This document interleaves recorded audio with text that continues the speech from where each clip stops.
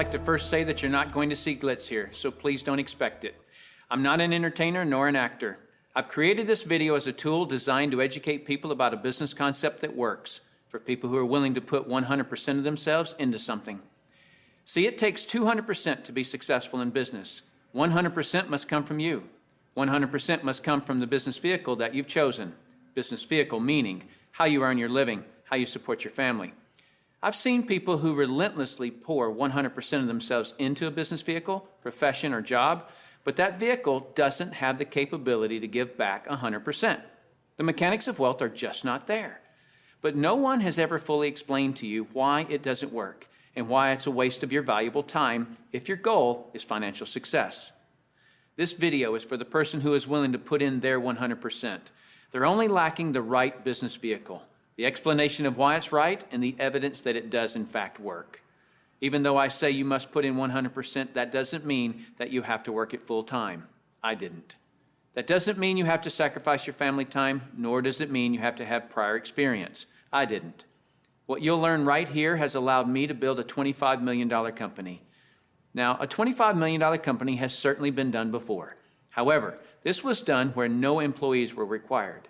No accounts receivable, no accounts payable, no overhead, and very little inventory. Recently, I said those words to a business owner who said back to me, "Sounds too good to be true." My response back to him was, "Is that a good enough reason to stop looking?" He paused for a couple of seconds and he said, "That wouldn't be very smart, would it?" What I suggest you do is not just watch this information, but study it. What I want to do first is create an equal playing field between people who know how to evaluate a business and those who don't. Because me explaining this business wouldn't be very effective until you understand how to place value to a business. The simplest thing for someone to do when they don't understand something is to go, it doesn't work. The way I'll accomplish this equal playing field is to give you 4 main principles to look for in a business. Number 1 is a huge expanding market. If you were the best vinyl record producer in the world, would it matter today? No. It doesn't matter how good you are in an industry that's eroding. Number 2 is a unique and consumable product. I'll cover unique first. If you don't have a unique product, then you compete on price and convenience. Who has the best price? Who's closest to the customer? Yet if you have uniqueness, then people must come to you. Next is consumable. If you have a non-consumable product, you're basically unemployed until your next sell. You want the repeat sales of consumable products. Whether it's every time someone picks up the telephone, connects to the internet, renews a membership, turns on electricity, or gets to the bottom of a box or a bottle, you want those repeating commissions because it can pay you again and again. Number 3 is timing. Primarily here I'm talking about trends in timing. During all cycles of the economy, there are people who are making money and losing money. The makers are the ones in front of large trends. The losers disregard trends. How do you get in front of large trends? You study what creates them. Without any hesitation, in today's society, it's the baby boom generation that creates the largest trends. The baby boomers are a group of babies born between 1946 and 1964. There were 76 million of them born in the United States, 1 billion of them worldwide. Why is this group so talked about? They're 1/3 of the U.S. population and control 65% of all the money. I've likened the magnitude of all those babies to a basketball moving through a garden hose. They reshape every industry they go through. See, if you can predict where this basketball is going down the garden hose, you possess the ability to make fortunes. I want to give you some historical examples of the obvious buying patterns of these boomers. It started with a company called Gerber back in 1940, who were barely known. But by 1955, just 10 years after the boomers were born, they had sold 1.8 billion jars of strained baby food. As the boomers took their first steps, it was Buster Brown and Kenny Shoes. When the boomers went out to play, Mattel and Hasbro got rich providing toys to this young group. In 1957, we built more elementary schools in the U.S. in 1 year just to handle the overflow than we did in any 12-year period before or after. As the boomers went through their teens, Dairy Queen, McDonald's, Kentucky Fried Chicken became billion-dollar companies feeding the boomers. When the boomers moved through their 20s and 30s, which was in the mid-70s, what was the industry to be in? Real estate. Why? Because the boomers had heard from their parents one time too many, as long as you're living under my roof, you'll do as I say. So they wanted their own roof, which created a 15-year real estate boom. And people are still talking today about the great time frame to be in real estate. Then what happened to the real estate market in the late 80s? It began its decline. Why? The basketball had moved through the real estate industry. Another example of this is the U.S. stock market. Several years ago, I heard a stock market analyst speaking on the radio saying that he just couldn't believe the stock market had a 15-year rise. Notice the number 15 years keeps coming up. Anyone with a good understanding of the baby boomers could have seen this coming and profited from the recent stock market activity. Why does this 15-year number keep coming up? Because the baby boomers were born between 1946 and 1964. And so 18 years separates the front edge from the back edge. A very important number for you. If you look for trends on the front side of the basketball, you get the full 18 years for your products to be popular. That's the reason you study the nose of the basketball. So your business, no matter what your business is to be looking at what industries are expanding or which industries are about to expand. You shouldn't care how long you've been doing something or how long you've been in school to learn something. Are you in front of trends or not? Don't have a loyalty to something just because you've been educated in it or doing it for a long time. So looking at the current trends, we basically got 1 billion people who are in their 50s and 60s. Since that's the case, what business do you want to be in? Let's look at some obvious current and future trends. Health and looking younger are going to be tremendous trends. The boomers do not like what aging is doing to them. So products that fend off aging as well as vanity issues will continue to boom. Businesses that focus on retirement issues will do very well. The crux of it will start with the boomers having enough money to retire. Businesses that offer ways to make money will obviously flourish. Legal matters such as wills and estate planning will become large trends. Efficiencies will also grow. The television was too far away from the couch for the boomers, so they invented the remote control device. Today, they have their entire library of books and music in their cell phones. The boomers have always been enamored with technologies that make life easier. These technologies will actually create industries. For example, the computer created the need for antivirus software. The internet has created a need for identity theft protection and firewalls. But there will be many additional industries created by the computer and internet technologies. It is the computer plus the internet that made the iPod, iPad, and iPhone possible. As a side note, the baby boomers are not the only trendsetters. They are just the largest and have most of the money.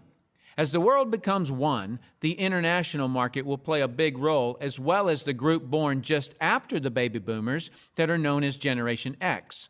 But remember, the boomers control 65% of all the money. So when a bright Generation X person creates a great new product or service, they must make it simple enough that a baby boomer can understand it. Otherwise, that product will not reach mass acceptance.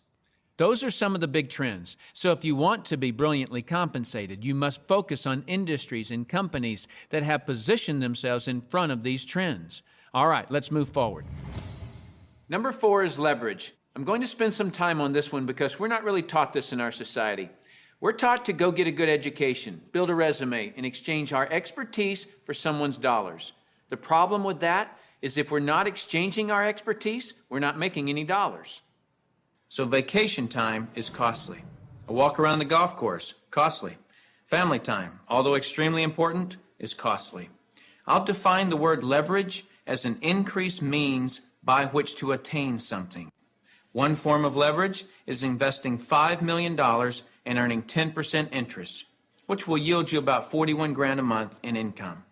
So whether you're enjoying family time or playing golf or vacationing, you're still enjoying 41 grand a month in income. You're leveraging off your money. That's a leverage everyone would love, but very few have it. Let me explain another kind of leverage that's available to everyone, including yourself. Incidentally, if you get nothing more out of this video than a better understanding of this little simple concept I'm going to explain, you'll have gained something very valuable for watching it. Imagine, if you will, you own a company. You employ just one person, me. I work for 8 hours on Monday. You work for the same 8 hours on Monday that I do. Now listen closely. You get paid on 16 hours worth of work because you take a portion of my productivity as income back to yourself. You're leveraging off my efforts because I'm your employee.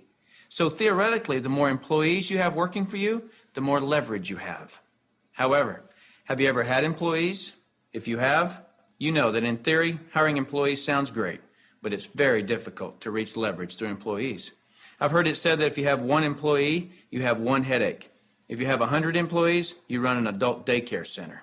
And the reason being is this: no employee will ever work as hard for your company as you will, because they don't own it. Here's my rule of thumb for reaching true leverage. If there's one sentence that epitomizes the entire video, it would be this: to have true leverage, you must create a situation where everyone has the same amount to gain. Only then do you have true leverage. Let me give you an example of this type of leverage. Let's say that I'm a real estate broker, and I hire an agent named Robert. Robert goes out and sells a building. Robert earns a percentage of the selling price of the building, and so do I, the broker. Why do I, the broker, earn a percentage when it was Robert who sold the building? Well, I did some of the advertising. I trained Robert. I had the initiative to go get my broker's license in the first place. I put up the risk. I did a lot of things. And so it's valid that I, as the broker, earn my money.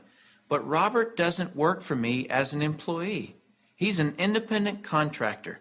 He just hangs his real estate license on my wall. My point here is the broker and the agent have the same amount to gain from the sale of the home. It is totally in the agent's interest to earn more money, which is a form of leverage for the broker. There is a flaw in this leverage situation that I've shown you, and it's this: the broker can have multiple agents, but the agents cannot. The broker has leverage, the agents don't. Until the agents do what most brokers dread. What happens when I, the broker, have been real effective at teaching Robert to be a good agent? What's Robert going to want to do in a couple of years? Be his own broker, right? Is this good for me, the broker? No, because as soon as he becomes a broker, two bad things happen to me. Number one, he breaks away from me and I lose him as an income source. And two, worse than that, he's now my competitor that I trained. He knows all my good stuff. By the way, this doesn't just happen in the real estate industry. It happens in practically every industry. Have you ever heard the expression, "I'm just going to work there for experience"? What does that mean? It means I'm going to strip them of their knowledge and then go do it myself. If you're a business owner, how many people have you trained who are no longer working for you? How many people have you trained to be your competitors? Well, this gets worse. Let's say that Robert is now a broker right down the street. What will he do now that he's a broker? He'll go out and hire his own agents.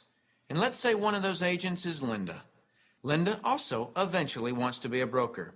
So she becomes a competitor to me that I indirectly trained, as well as Robert, who I directly trained.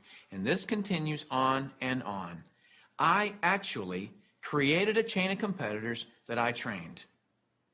What if we did a whole paradigm shift? Here's where this becomes brilliant. Let's say instead I'm going to empower Robert to become a broker. I want him to become a broker from day one. See, the only way that you or I can retain a leader is provide him or her with the same opportunity for growth that we have. Hence, an opportunity where everyone has the same amount to gain. So from day one, I'm going to encourage Robert to be a broker. And when he does, he doesn't break away from me and become my competitor. He shifts from agent to broker, which now allows him to sponsor his own agents.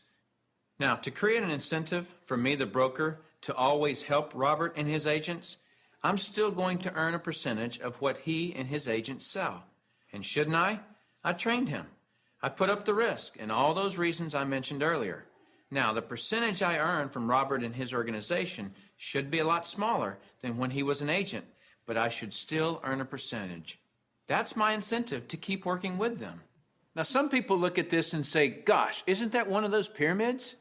And what's the perception of a pyramid? People at the top making all the money and the people down below do all the work, right? Isn't that the perception of a pyramid? Let me explain why this is not a pyramid and why people at the top don't necessarily make all the money. Let me just make a quick point before I discuss the pyramid issue. It's not the geometric shape that people have a problem with. This geometric shape is probably the shape of your family tree, the shape of our government. To the architect, it's the strongest structure known to man. Every organizational structure in the world is this shape. So the shape isn't the problem. However, that perception, people at the top earn all the money, let me illustrate that for you. Here's a typical corporation. At the top, you have a CEO, which stands for Chief Executive Officer. Does the president earn more money than the CEO? Not normally. How about below the president? Do any of the vice presidents earn more money than the president? No. Let me ask this question, and I want you to really think about it. What would happen if some of the vice presidents of a corporation made more money than the president? Really, what would happen? Talk about total confusion. This whole process is called delegation. Each level of the corporation earns less income. The reason the president can tell the vice president what to do is because they make more money. So the corporate structure is people at the top making the majority of the money, and the people at the bottom do not. The CEO of any corporation earns off the productivity of, or is leveraged off of, everyone in his or her corporation. Whether that CEO personally hired every employee or someone else in the company hires them. So the CEO, and only the CEO, earns on multiple levels of his or her company. And the model that I'm suggesting as being brilliant is where you, the individual, are given that same opportunity to earn on multiple levels of brokers and agents, just as the CEO of a corporation is. From here on, I'll refer to this form of marketing as network marketing. In network marketing, you, the individual, are given the opportunity to earn off the productivity of the people in your organization, whether you personally sponsor them or someone in your organization sponsors them. Remember that I said to reach true leverage, you must create a situation where everyone has the same amount to gain. Well, that's what I just described. Here's what makes the network marketing structure the absolute fairest structure available. In most network marketing companies, everyone can earn a certain number of levels deep of the organization they build. Everyone in the company can earn that same number of levels deep, like maybe 4 levels deep or 6 levels deep. Let's say we use 4 levels. So if you build an organization to be more productive, then you would earn more money than I would, even if you were in my organization.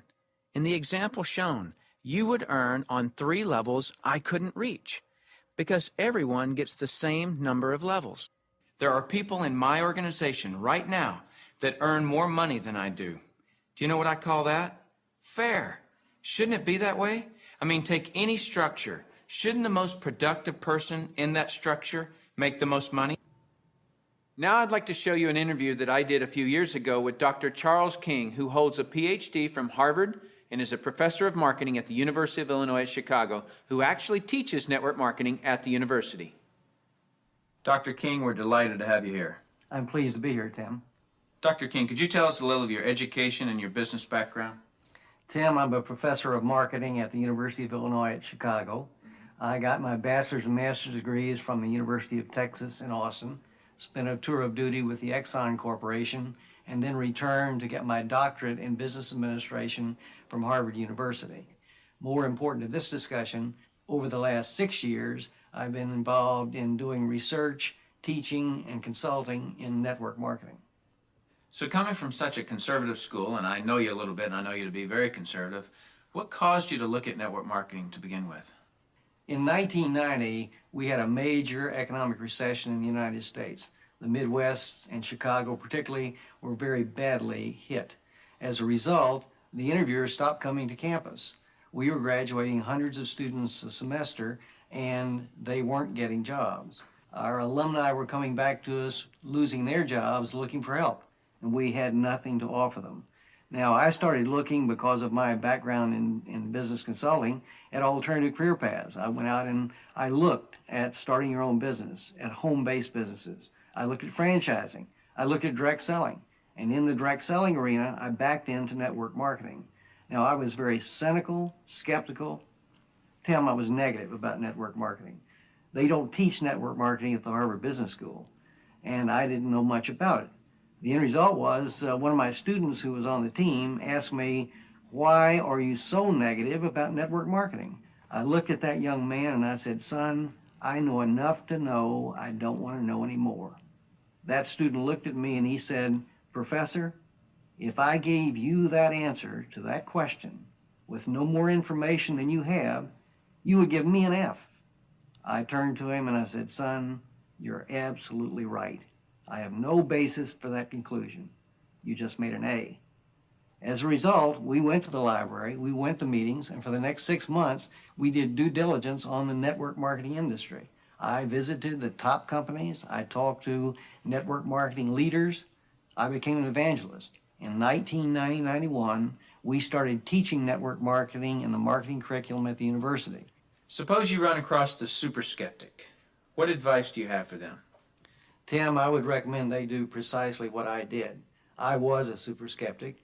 I did my due diligence, I investigated the industry, and I drew my own conclusions. I strongly recommend that you do your due diligence and then begin to define precisely what role you want to play in the network marketing industry. Set realistic expectations. If there's a single cause for failure in this industry, it's the get-rich-quick syndrome, thinking that you can come into the industry and make enormous sums of money with no work. I argue, by contrast, that if you set realistic expectations, you develop a plan of action to guide your business development, you can be successful. And that's coming from a Harvard Business School graduate who was a true skeptic, but through due diligence, he learned the truth. Warren Buffett owns a network marketing company. If you don't know who he is, he's typically listed in the top 5 richest people in the world. He created his wealth by investing in and buying the highest quality companies. Why do you think Microsoft or AT&T, Gillette, Colgate, Citibank, IBM, Toyota, Xerox, Texas Instruments, General Motors, General Electric, AOL, Oracle, Sun Microsystems, Coca-Cola, and many others distribute some or all of their products and services through network marketing? They use this method to distribute products because network marketing is a very efficient model to distribute products and services. These large corporations are firm testimony to the industry's success and credibility. This confirms what Professor King was saying about that the industry has come of age and is now a true profession. The reason so many people are coming into network marketing is because people want control of their life. They want a quality of life, and network marketing truly offers that.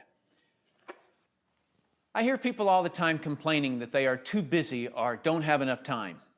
People act as though time owns them instead of them owning time. Have you ever noticed that there are people who, with 24 hours, earn $10,000 a year, and there are people in the same 24 hours who earn $10 million a year? Let me explain the difference. I've heard people say this phrase: "It's easier to just do it myself than try to get other people to do it." Whenever I hear that phrase, I know that person just nailed their feet to the floor. All they can do is expend their time, not invest their time. Here's a secret. Wealth is hidden from those who must do it all themselves. Wealth exposes itself to those patient enough to train others. When you understand the power of educating and empowering others so that you get more done, you're truly on your way to wealth. Now, with that understanding of the importance of training others so you get more done, look at network marketing, and you'll see why I call it brilliant compensation. In network marketing, what you teach and train others to do is duplicate what you do, which is to find and train others. This is actually multiplying you. That's why I say, next to your spiritual growth and your family, there is nothing in the world you can do that will reward you better than investing your time in network marketing. I'd like to cover one last thing in closing, which I feel is one of the most important points for you to fully understand the value of network marketing. Let me illustrate something to you that is so profound. What's the maximum number of hours you could work in a day? 24 hours, right? So if you didn't sleep all day, you could work 24 straight hours. What if you didn't sleep for a whole year? You could actually work 8,760 hours in 1 year. But that's the maximum number of hours you could work in a year. I have 56,000 people in my organization worldwide. Well, let's suppose that all 56,000 people work just 1 hour out of a year. 56,000 people times 1 hour each equals 56,000 hours of work that I'm being paid on. Well, for most people to earn on 56,000 hours of work, they'd have to work for over 6 years, 24 hours a day without sleep to put in the same amount of hours that I could in 1 hour a year. Let me throw in something really ridiculous. Suppose all my 56,000 people worked 1 8-hour day in a year. 56,000 people times 8 hours is 448,000 hours I'm being paid on. Well, it would take most people working over 51 years, 24 hours a day, to do what I could do in 8 hours a year. 8 hours in 1 year versus 51 years working 24 hours a day? Doesn't seem fair, does it? It's definitely not fair. What's not fair is that you haven't understood this until today, and other people have. But now that you understand it, take responsibility for it. Don't go running and try to create reasons why you can't do this. You can do this. I don't say any of this to impress you. I don't need to impress you. This is an educational-only video. My purpose in creating this tool is to contribute back to that woodpile that so generously gave to me. Because network marketing has given me a lifestyle I previously couldn't have imagined. And because network marketing has given me total financial and time freedom, I feel it my responsibility to explain the industry in an understandable way. So I say all of this only to impress upon you that the difference between the wealthy and everyone else is leverage. You've got to understand that. And nothing gives you, the individual, leverage in such an ethical way like network marketing can. So go get a pad of paper, write down what you really want in life. Then call the person who gave you this video and tell them whether you're an A, B, or C. C is see you later. No thanks. That's fine with us because your relationship with the person who gave you this video is more important to us than anything. Or you're a B. A B is I may be. I want to first explore the product. If that's you, then do that. Don't procrastinate. The #1 killer of financial success is procrastination. People just putting it off until tomorrow, and they've somehow convinced themselves that they'll actually do it tomorrow. You know what I'm talking about. As soon as I'm done with this project, then I'll have more time. Or as soon as little Jimmy gets back to school, then I can, and they never do. If a person has an excuse, they have all they need to fail. Don't let that be you. Get your product today. Or you're an A, and that means absolutely. No, you don't have all your questions answered, but you see enough to start and begin your training. Very well done to you in your ability to make a decision. If it's late at night and you just watch this, don't be concerned that the person who gave this to you is sleeping right now. They'll be up. And if they're not, wake them up. Tell them, hey, now that I understand this thing, I can't sleep. And if I can't sleep, you're not going to sleep. Believe me, they'll appreciate that call. So call that person and tell them whether you're an A, B, or C. That's it. Join us. You'll be glad you did. Now is the right time, the smart time. Thank you for taking the time to view this video. I hope it's been educational to you. What I really hope is that you'll put this information to good use. Next, you'll see some common questions that you can interact with. I look forward to working with you, should our paths cross. I'm Tim Sales.